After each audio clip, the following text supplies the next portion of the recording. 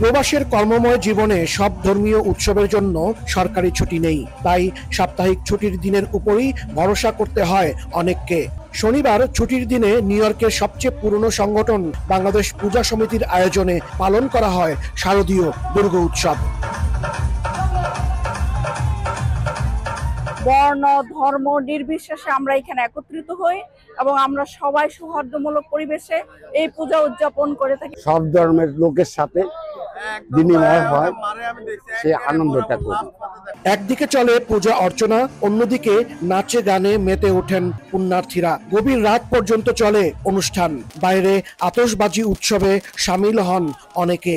সনাতন ধর্মাবলম্বীরা জানান তারা যেন বাংলাদেশের আমেজ পাচ্ছেন। প্রতি বছর এখানে আসি, এখন আমার কাছে মনে হয় যেন আমি বাংলাদেশের মতনই একটি জায়গায় আছি। আমি নিউ ইয়র্ক থেকেও বাংলাদেশের সার্বজনীন উৎসবকে আমি সবার পক্ষতে ধর্ম বর্ণ নির্বিশেষে সবাইকে শারদীয় শুভেচ্ছা জানাচ্ছি। পূজা ঘিরে বসে মেলার আয়োজন, সেখানে বিভিন্ন পণ্যের পসরা সাজিয়ে বসেন দোকানিরা। আয়োজকরা জানান স্থানীয় সময়ে রোববার পর্যন্ত চলবে পূজার অনুষ্ঠান। হাসানুজ্জামান সাকি, সময় সংবাদ, নিউ ইয়র্ক, যুক্তরাষ্ট্র।